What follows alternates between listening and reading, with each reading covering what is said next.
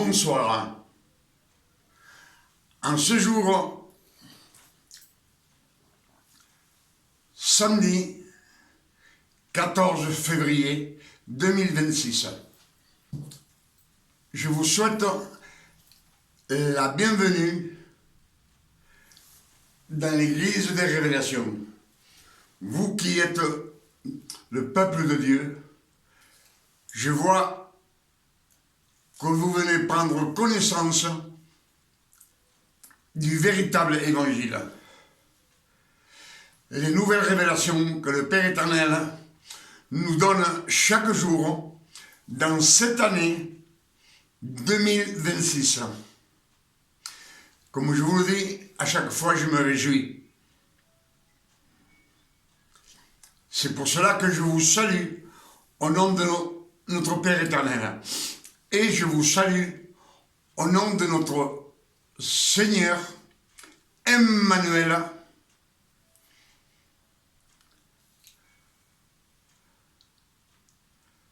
le Fils de Dieu, le premier élu entre tous ses frères, le Christ. Comme je vous le dis toujours, le Christ, c'est une phrase hébraïque. Dans l'hébreu, cela veut dire l'élu, le Christ, celui que le Père éternel a élu, il l'a oint, le oint de Dieu. Le Christ veut dire l'élu. Amen. Et Jésus, c'est un prénom latin. Amen. Je vous l'ai dit beaucoup de fois. Et ça va pas ensemble. Quand on le dit en espagnol, on devrait dire Jesús el elegido. Quand on le dit en français, on devrait dire Jésus l'élu. Les élus. Amen. Ce que nous allons méditer ce soir, je vous demande d'être très attentifs parce que c'est une grande révélation que le Père éternel nous donne ce soir, ce samedi 14 février 2026. Ce sont des révélations que jamais elles n'ont été prêchées. Depuis la résurrection du Christ, personne n'a prêché ce message. C'est pour cela que je vous dis que c'est très intéressant et je vous demande d'être attentif à 100%, de recevoir la parole du Père éternel, les nouvelles révélations que le Père éternel nous donne ce soir dans cette année 2026. Amen.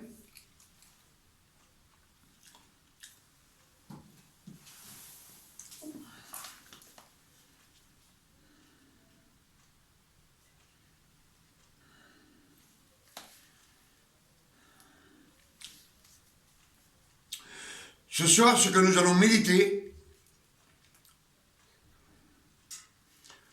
c'est que dans les Écritures, il y a beaucoup de bénédictions pour les fils de Dieu. Amen. Mais rien que pour les fils de Dieu, ceux qui sont nés de nouveau, ceux que le Père éternel a choisi et qu'il a, le Père adopté, le Père éternel les a adoptés comme fils adoptés. Amen.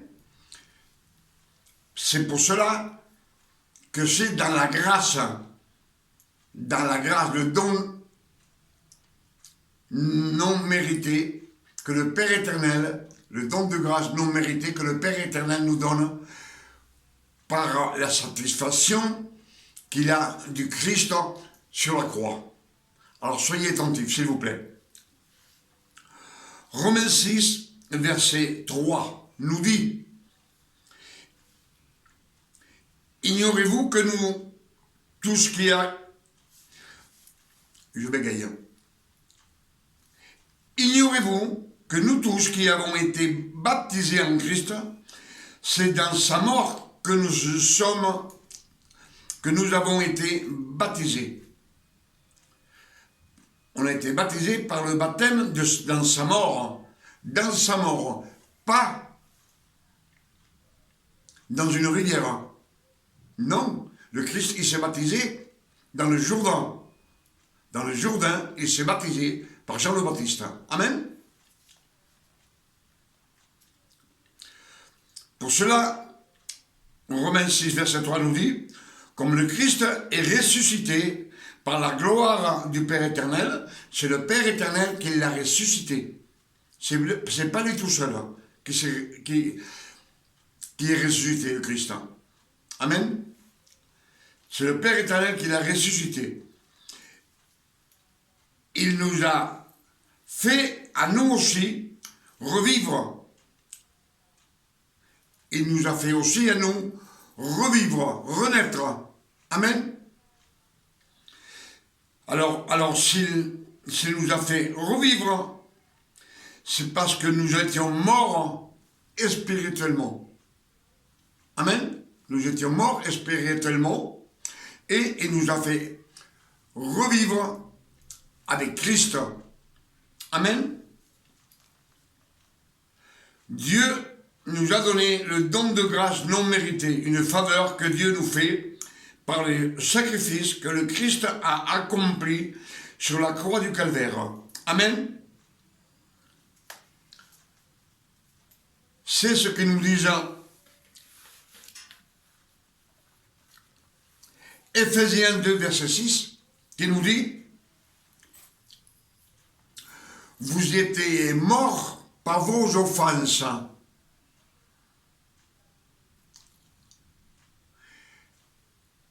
Et Dieu nous a rendus à la vie par grâce, par le sang du Christ.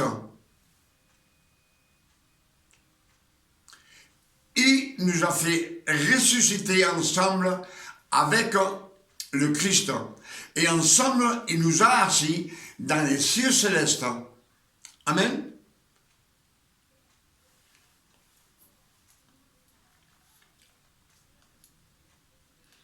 C'est pour cela que nous dit que nous étions morts. On était vivants, mais on était morts spirituellement. C'est par grâce que le Père éternel nous a fait revivre. Amen. C'est pour cela que Dieu nous a donné le don de grâce non mérité, une faveur que Dieu nous a faite par le sacrifice que le Christ a accompli sur la croix du Calvaire. Amen. Le Christ a accompli 7 sacrifices avec son propre corps. Le sacrifice parfait. Et Dieu est satisfait de voir ce sacrifice qu'un homme de chair et de sang a accompli. Amen. Alors Dieu nous a rachetés à la mort en nous offrant la vie éternelle et de nous adopter comme fils. C'est ce que nous disent les Saintes Écritures. Galates 4, verset 4 nous dit « Le Christ nous a rachetés de la loi. » Amen. Quand les temps furent accomplis, le Père éternel a envoyé le Christ, né d'une femme, né sous la loi, afin qu'il accomplisse toute la loi de Moïse et qu'il rachète tous ceux qui sont sous la loi et que nous ressuscions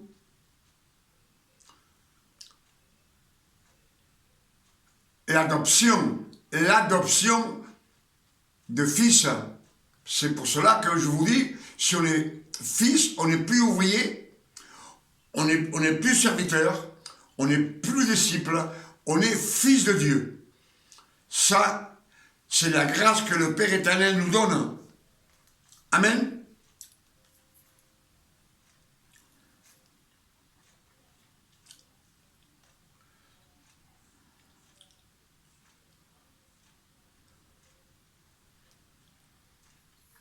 Galates 5, verset 1 nous dit aussi que le Christ nous a donné la liberté. Il nous a affranchis de la loi. Il nous a affranchis, c'est qu'il nous a rachetés de la loi avec son propre corps, avec ses souffrances, ses douleurs. Il nous a rachetés 33 ans. 33 années de souffrance pour pouvoir nous racheter de la loi. Amen.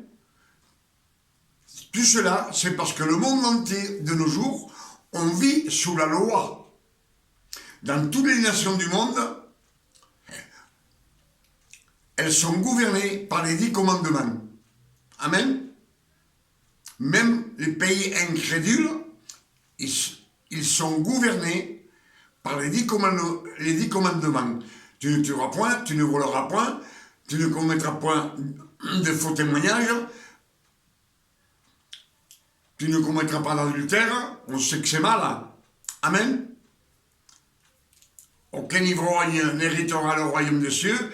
Un ivrogne dans une nation, n'importe laquelle nation d'Europe, et dans les pays de l'Est ou d'Asie, c'est encore pire. On les met en prison, tous les ivrognes. Si tu conduis à l'ivresse, on t'enlève le permis, on te passe dans les tribunaux et tu es condamné. Amen. Ça, on le sait. Donc, le monde entier, on est gouverné par les 10 commandements. Mais alors, dans les Écritures, il nous est dit, 2 Colossiens, il nous est dit, Colossiens 2, verset 14, nous dit, le Christ a effacé l'acte des ordonnances qui nous condamnaient et qui subsistaient contre nous. Le Christ a annulé toutes les autorités avec son sacrifice sur la croix de Golgotha. Avec son précieux sang, il a tout effacé. Donc, pour les fils de Dieu, la loi n'existe pas. Les ordonnances n'existent plus. Amen. Même quand les fils de Dieu pêchent, le Père éternel ne le voit pas. Il voit la sainteté de Christ, parce qu'on est habillé avec la sainteté du Christ. Et quand on pêche, le Père éternel voit le Christ. Et quand il regarde le Christ, il nous voit à nous. Amen. Il nous voit avec la sainteté du Christ. Donc le péché, il ne nous affecte pas à nous, les fils de Dieu. Amen.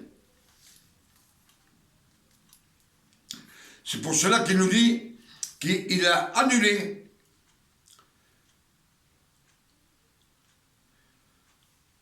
le péché, il a annulé toutes les autorités avec son sacrifice sur la croix de Golgotha, avec son précieux sang. Amen. Avec son précieux sang, il a tout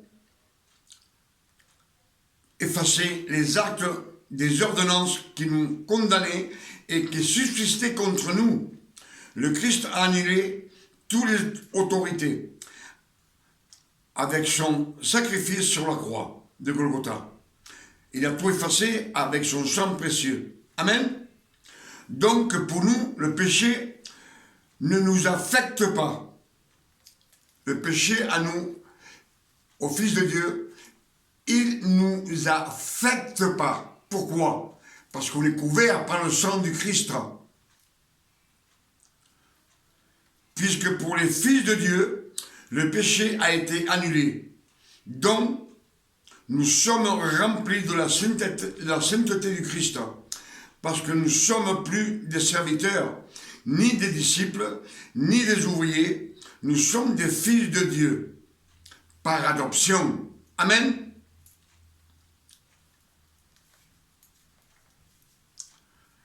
Je pense que si Galates 5, verset 1 nous dit « Le Christ nous a donné la liberté, il nous a affranchis de la loi, donc ne vous laissez plus jamais mettre sous le yugue de la servitude. » Il ne faut plus être serviteur, plus être disciple.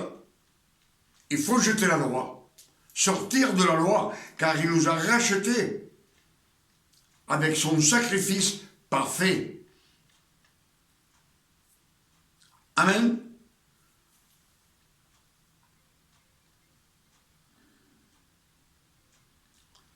Donc,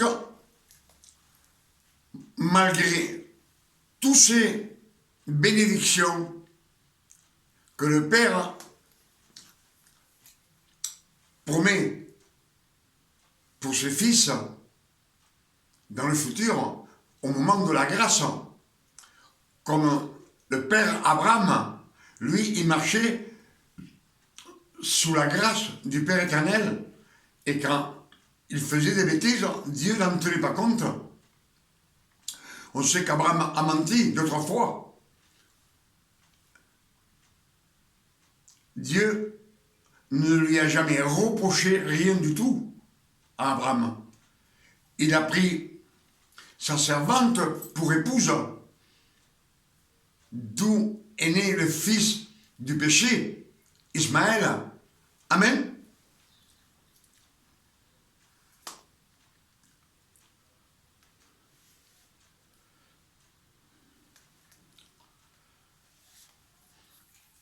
Si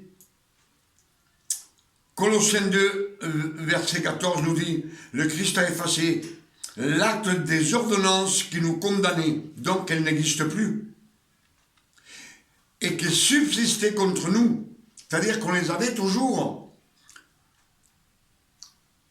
Ces tentations, elles venaient sur nous, les tentations de Satan, et pour nous, ils n'ont plus d'effet pour nous, les fils de Dieu. Le Christ a annulé toutes les autorités avec son sacrifice sur la croix de Golgotha, avec son précieux sang. Amen.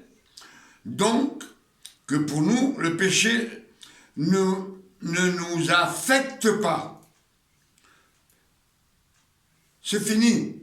Nous, le péché, on n'en tient pas compte. Amen. C'est le Père éternel qui nous enlève ses péchés, ses envies. L'envie, les désirs de la chair. Amen.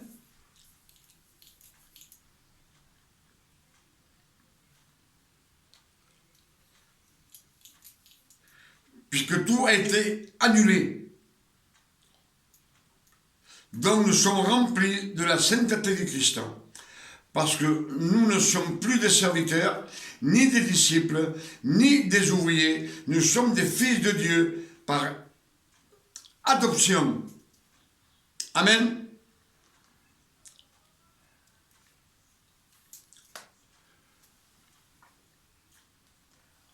Tout a été effacé. Et alors, Luc 16, verset 16 nous dit, la loi et les prophètes ont subsisté jusqu'à Jean le Baptiste. Alors le royaume de Dieu est annoncé. Amen. Par Jean le Baptiste, ça a été annulé. C'est pour cela que quand Jean le Baptiste est mort, ce baptême est annulé, il n'a plus d'importance non plus. Il a été effacé, ça reste dans la loi. Luc 3, verset 21 nous dit, le Christ fut baptisé par Jean le Baptiste. dans le Jourdain. Mais quand le Christ vient vers Jean le Baptiste pour se faire baptiser, Jean le Baptiste ne veut pas le baptiser. Et Christ lui-même lui dit, baptise-moi, afin que s'accomplissent les Écritures, qui s'accomplissent la loi, les 613 commandements. Amen. Et on sait que le Christ n'a jamais baptisé personne dans l'eau de la rivière. S'il les a baptisés, ça a été avec la parole, l'eau de la parole.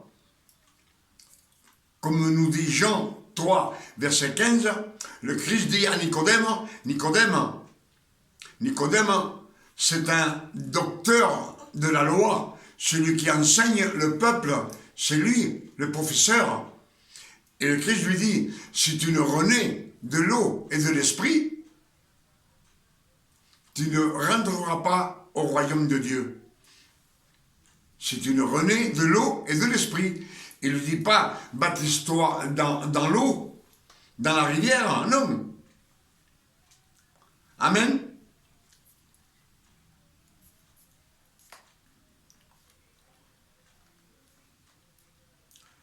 Galates 5, verset 1 nous dit, le Christ nous a donné la liberté, il nous a affranchis de la loi, donc ne vous laissez plus jamais mettre sous le joug de la servitude.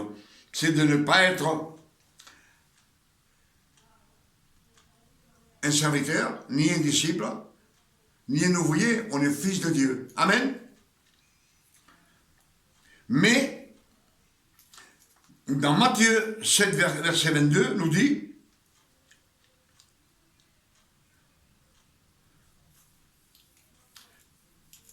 plusieurs me diront en ce jour, c'est à la fin des temps, Seigneur, Seigneur, n'avons-nous pas prophétisé par ton nom? N'avons-nous pas fait des miracles en ton nom? Et en ton nom, nous avons fait des grandes œuvres. Et je leur dirai, je ne vous connais pas, je ne vous ai point connu, retirez-vous de moi, fils d'iniquité. Fils d'iniquité. Fils d'iniquité, c'est fils du mal, des fils transgresseurs, des fils pécheurs. L'iniquité, c'est tout le mal qu'un homme, une femme, un être humain peut faire et lui dire « Retirez-vous de moi, fils de Satan ». Amen.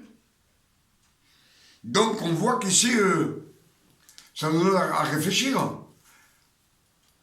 Une minute, s'il vous plaît.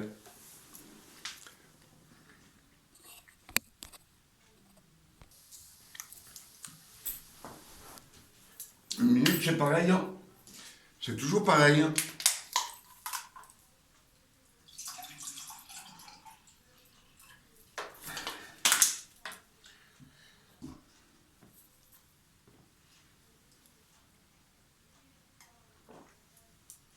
À votre santé.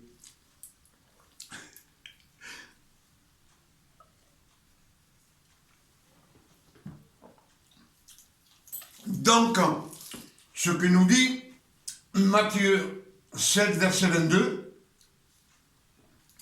c'est que ces chrétiens, puisqu'ils font des miracles, ils ont fait des grandes œuvres dans le nom du Seigneur, de Dieu.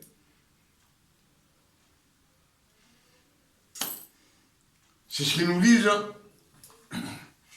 Matthieu 7, verset 22, ils me diront, Seigneur, Seigneur, n'avons-nous pas fait prophétiser par ton nom?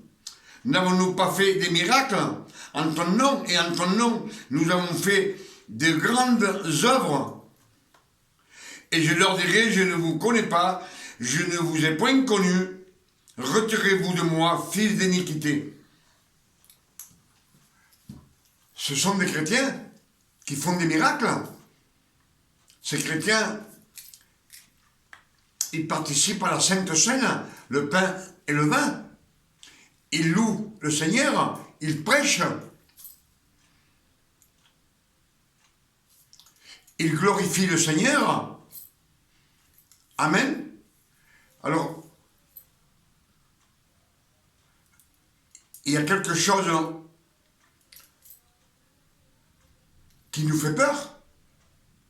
Franchement, c'est tous ces chrétiens qui font des miracles et Dieu leur dit, retirez-vous de moi, je ne vous connais pas, fils d'iniquité. Fils d'iniquité, c'est fils du mal, des transgressions, du péché, fils de Satan. Si on est retiré du Christ, on est perdu. Comment qu'on peut savoir alors qu'on est sur le bon chemin qui mène à la gloire de Dieu, que le Père éternel veut pour nous? Comment qu'on peut savoir?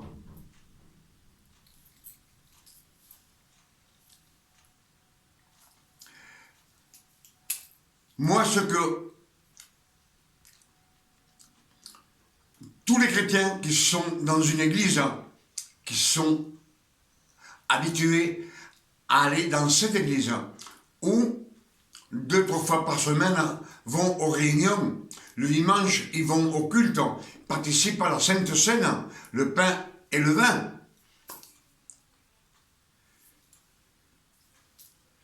C'est qu'ils fassent attention et qu'ils constatent la manière dont les prédicateurs se traitent entre eux. Amen. De la manière qu'ils traitent les diacres et de la manière qu'ils traitent les chrétiens qui viennent écouter prêcher.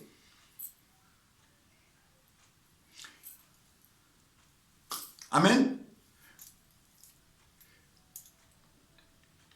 Dans la loi, on sait que chaque fois qu'on pêche, il nous faut faire des efforts, il nous faut faire des sacrifices. Amen. On nous dit que Luc 16, verset 16, nous dit que la loi et les prophètes ont subsisté jusqu'à Jean le Baptiste. Après, c'est annulé, ça reste dans la loi. Puisque pour les fils de Dieu, on n'a plus de problème avec la loi. On a été racheté de la loi. Amen. Et alors, faut écouter, se faire une raison et dire, si un prédicateur, on le surprend en train de fumer, dans nos églises, on sait qu'on lui enlève, on lui enlève le droit de prêcher pendant 6 mois et non, il est condamné. Amen. Si un diacre pêche, je ne sais pas comment vous expliquer, si dans les églises, il est fendu de danser. S'il va dans un baptême ou une noce et on le voit danser, et le prédicateur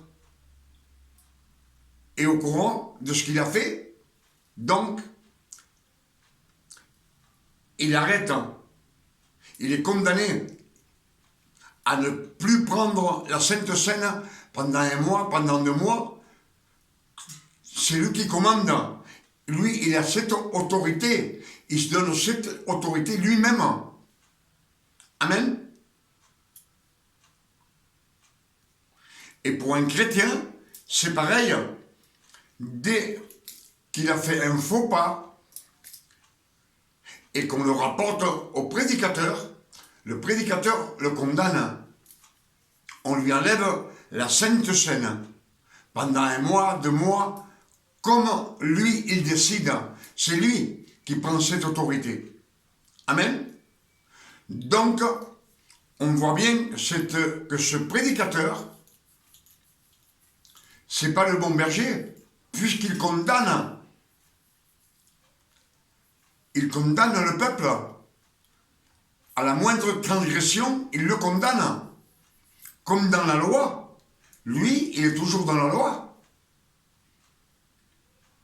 Si on vous oblige à vous baptiser dans une rivière ou dans une piscine pour avoir l'autorisation de prendre le pain et le vin, c'est-à-dire la Sainte Seine,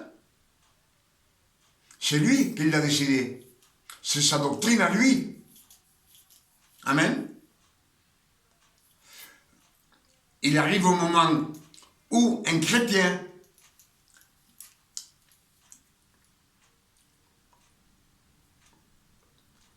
il se discute avec un autre chrétien. Et les frères, les chrétiens, leur disent, eh bien si le prédicateur est au courant de ce que vous avez fait, eh bien vous allez devoir rendre des comptes. Amen. Donc, ils ont peur. Ils ont peur. Puisque si on fait un faux pas, et le prédicateur le sait, il va nous condamner. On va être sanctionné.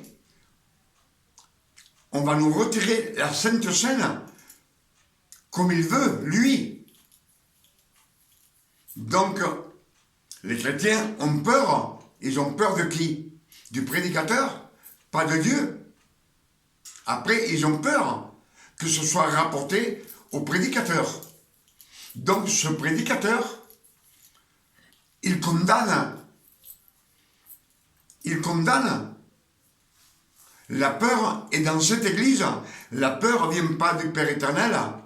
La peur vient de Satanas, de Satan. Amen. Adam et Ève étaient dans le jardin d'Éden sous la sanctification et la garde du Père éternel. Et quand ils transgressent, qu'ils mangent du fruit défendu, ils prennent peur. Ils prennent peur de qui? De la condamnation du Père éternel. Parce qu'ils ont transgressé. C'est la loi. À l'époque, il n'y avait pas de loi. Mais, comme le Père éternel l'a dit, le jour où tu en mangeras, tu mourras. Ils ne savent pas ce que c'est que mourir, Adam et Ève. Mais ils savent que le Père éternel va être fâché. Pour ça, ils se cachent loin de la face de Dieu, au fond du jardin. Amen. Donc, dans cette église où vous allez toute l'année, 2-3 fois par semaine, aux réunions, le dimanche, pour participer à la Sainte Seine, les signes que je viens de vous dire, notez-les. Et si vous voyez qu'un prédicateur, à l'autre prédicateur, parce qu'il a fait une transgression, on lui enlève le droit, la carte qui lui donne le droit de prêcher, de prédicateur, on lui enlève pendant 6 mois ou 1 an, c'est qu'il est condamné. C'est une église de condamnation. Amen. Le Père éternel ne condamne personne.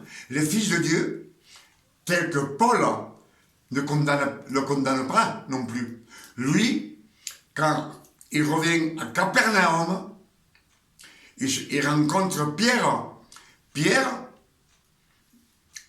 il mangeait avec les gentils, ceux qui ne croient pas en Dieu. Il mangeait avec eux. Mais dès que les incirconcis viennent, il se retire. Il ne veut plus manger avec eux. Il ne leur parle plus. Et Paul s'en rend compte et il lui dit, Pierre, tu mérites qu'on te reprenne. Tu mérites d'être condamné, mais Pierre n'est pas condamné. Amen. Pourtant, il le mérite. Puisque lui, il se retire des gentils et quelques apôtres se retirent avec lui. Mais Paul, en tant que prédicateur des apôtres du Christ, ils ne se condamnent pas l'un à l'autre. Alors si vous voyez qu'un prédicateur à l'autre se condamne, c'est une église de condamnation. C'est qu'ils sont sous la loi.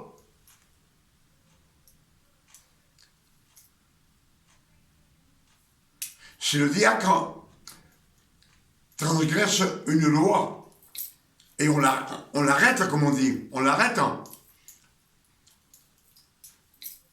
on peut le conseiller gentiment, avec amour.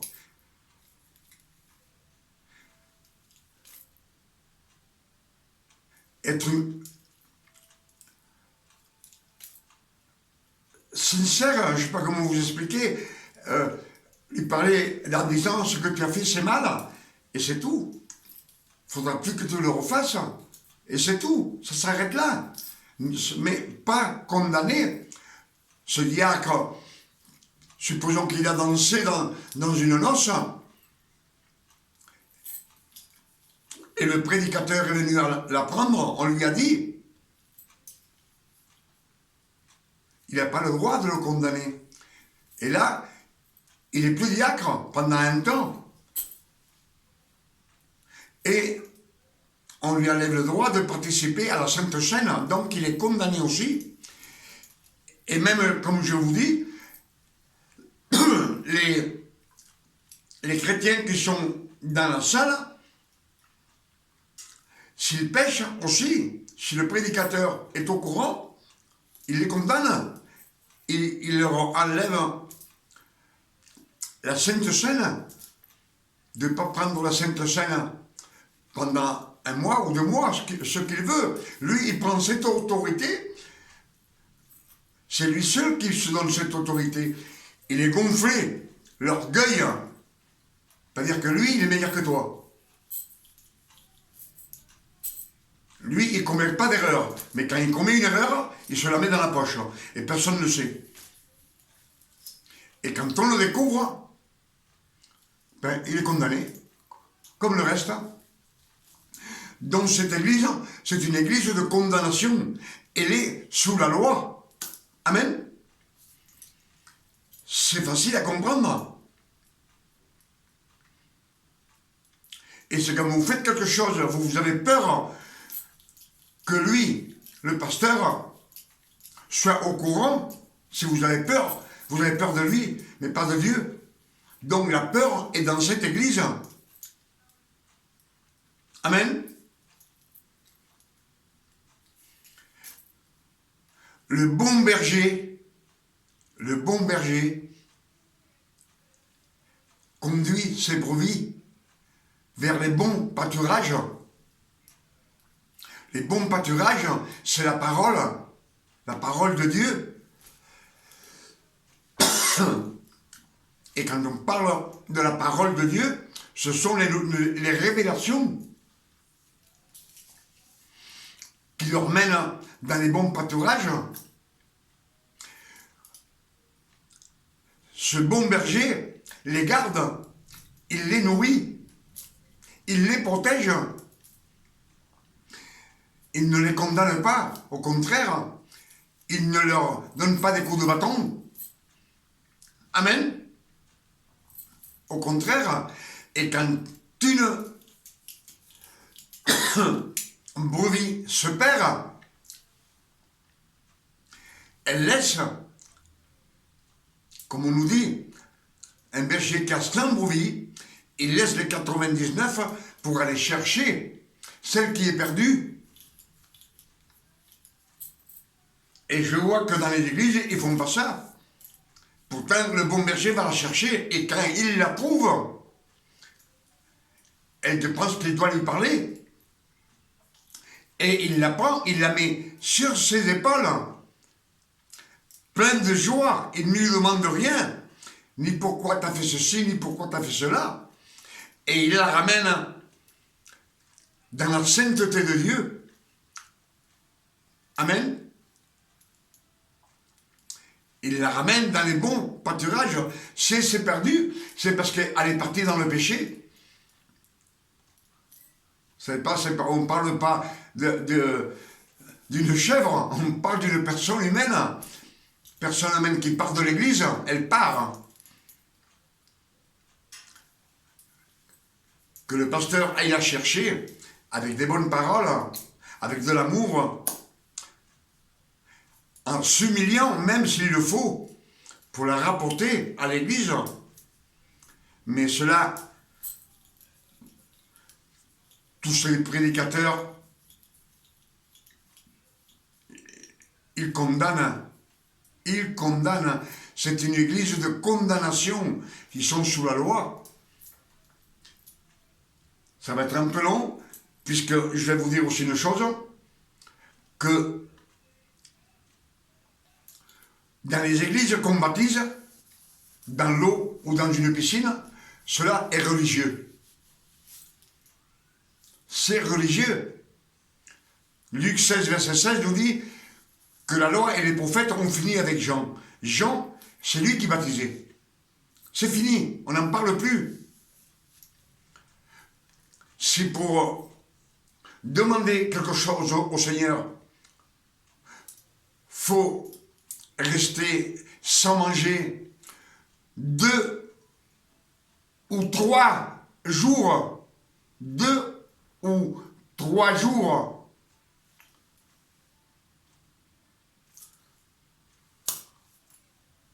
On est en train de dire que le Père éternel est radin, qui veut rien vous donner.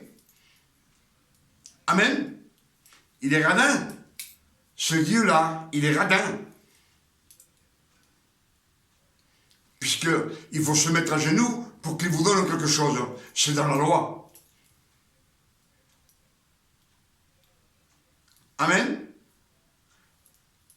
Si vous demandez pardon quand vous avez péché, à genoux, en pleurant, vous demandez pardon au Père éternel, vous faites de cet acte grandiose que le Père éternel a fait avec son Fils,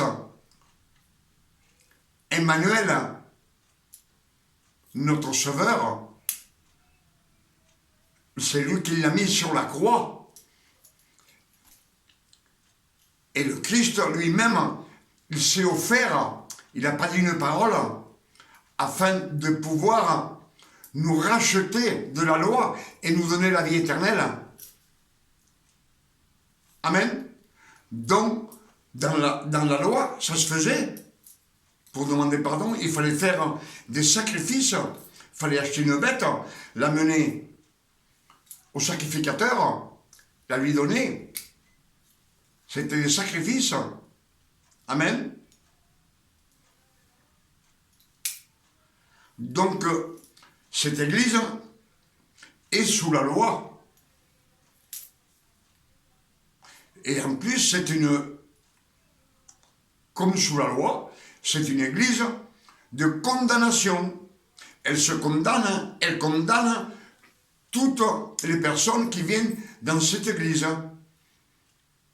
Ils prennent l'autorité, ce prédicateur,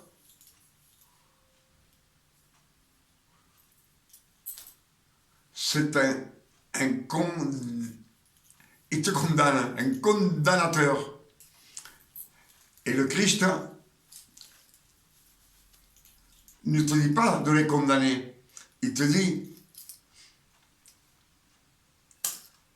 fais paître mon troupeau, fais paître mes brebis. C'est ce que dit Christ à Pierre.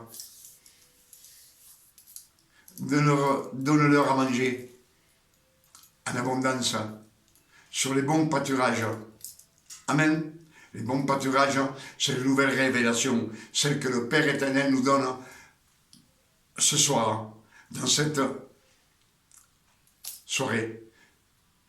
C'est pour cela que je vous dis que cette révélation, il y a 2000 ans, personne ne nous l'a prêché, ni à vous, ni à moi. Amen. Donc, il y a beaucoup de versets qui nous disent 1 Timothée 4, verset 16 nous dit « Alors prends garde à toi-même et à ton enseignance. Prends garde à toi-même, ta façon de te conduire, ta façon de parler. » Amen. Fais attention où tu marches, dans quelle voie tu te diriges. Et prends garde à ton enseignance, ce que tu écoutes, la façon qu'on nous prêche, qu'on mémorise, si c'est une fausse doctrine ou pas. Amen.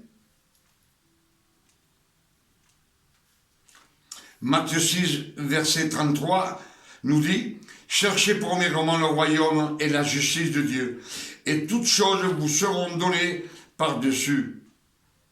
Ne vous inquiétez pas du lendemain, ne vous inquiétez pas du lendemain, ni ce que vous mangerez, lui, il s'en occupe, le Père éternel, ni ce que vous vêtirez, c'est lui qui s'en occupe. Chaque jour à sa peine. Amen.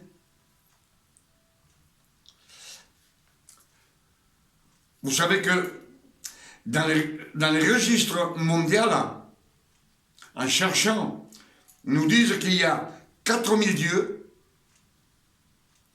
4000 fausses doctrines d'hommes et 10 000 fausses doctrines d'hommes répertoriées dans le monde entier. Amen. 10 000 doctrines d'hommes. Et pourtant,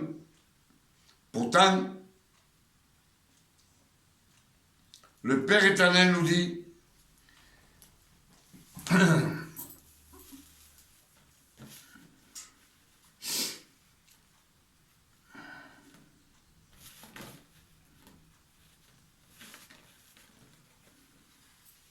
qu'il y a un seul Dieu. Éphésiens 4, verset 5. Il y a un seul Dieu. Un seul, il n'y en a pas deux. Un seul Dieu. Une seule foi. Et un seul baptême. Un seul baptême, c'est celui de la parole. De l'eau de la parole. Il n'y en a pas 32. Il n'y en a pas deux. Il n'y a pas le baptême du feu. Le baptême, non. Il y a un seul baptême. C'est le baptême de l'eau de la parole. Avec la parole, on est baptisé par le Saint-Esprit. Amen. Un seul baptême. Amen.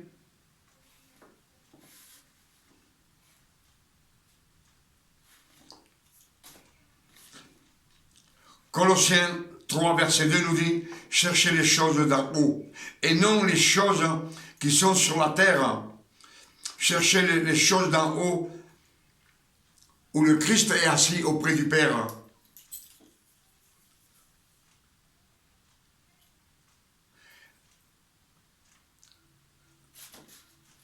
Pour cela, il nous dit « Cherchez les choses qui sont en haut, et non celles qui sont sur la terre. » Sur la terre, comme je vous l'ai dit, on sait que c'est ce qu'il y a sur la terre, c'est la loi.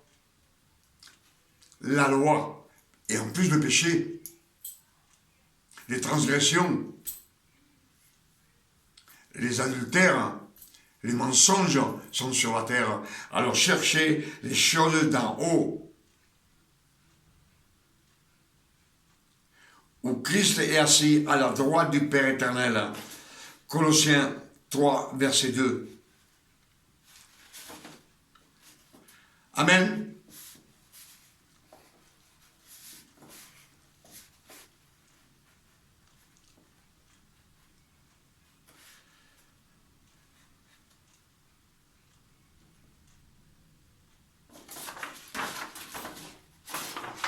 Je pense que le Père éternel nous a donné beaucoup de révélations ce soir, hein, ce samedi 14 février 2026. Amen. Comme je vous le dis toujours, dans les Saintes Écritures, il y a 31 102 versets.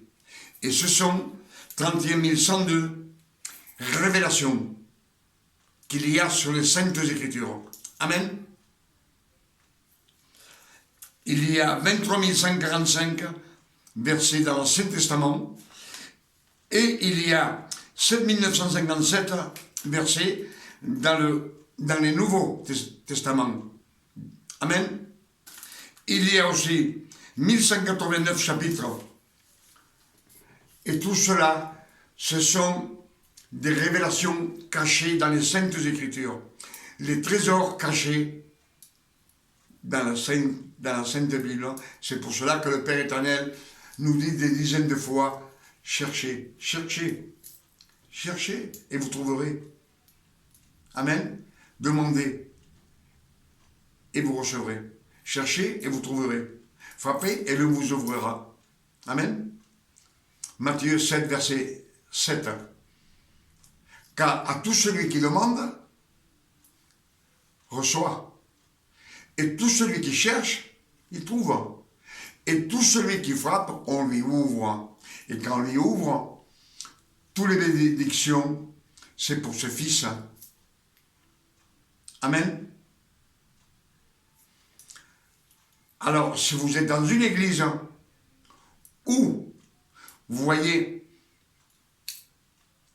que les prédicateurs, entre eux, l'un condamne l'autre, ils les condamnent parce qu'ils ont fait quelque chose de mal.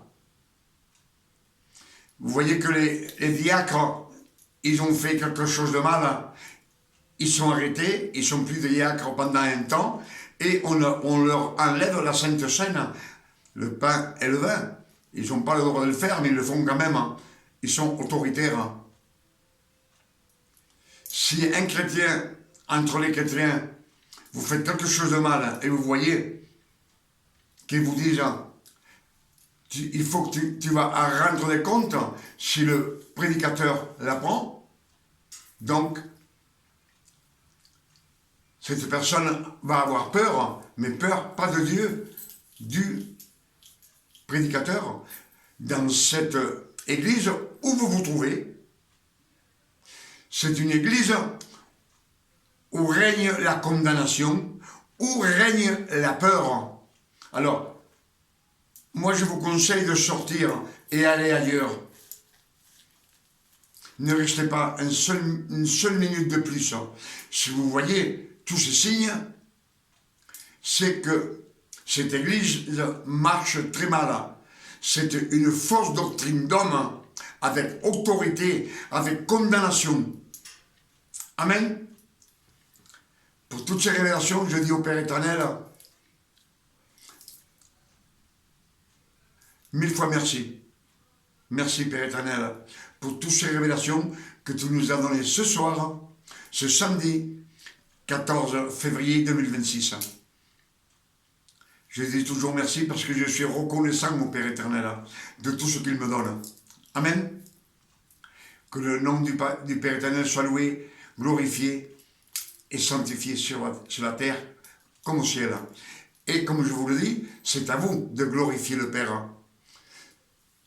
C'est à vous de l'élever. Amen. C'est à nous de dire qu'il est bon. Tout ce qu'il a fait pour nous, c'est de prêcher la bonne parole à tout le monde, à votre famille, à vos amis, aux voisins d'en face, à ceux que vous ne connaissez pas, afin qu'eux aussi sachent la vérité, ils viennent et qu'ils puissent rentrer dans le chemin qui mène à la gloire de Dieu. Amen. Et je demande au Père éternel, au nom de notre Sauveur, Emmanuel, notre Seigneur, le Fils de Dieu, qui nous donne une nuit de repos, de tranquillité, de paix, de santé, comme le Père éternel donne à ses fils. Amen. Ce qui sont nés de nouveau, qu'ils ont été adoptés par le sang du Christ. Amen. Je vous invite à demain, dimanche, c'est le jour de la Sainte Seine, où le Christ a ressuscité. Je vous invite de venir dans l'église des révélations. Le Père éternel va nous donner encore beaucoup de révélations, surtout sur la Sainte Seine. Que Dieu vous garde et qu'il vous bénisse et qu'il vous donne beaucoup de révélations afin que vous aussi, vous puissiez les prêcher au monde entier. Amen. Que Dieu vous garde.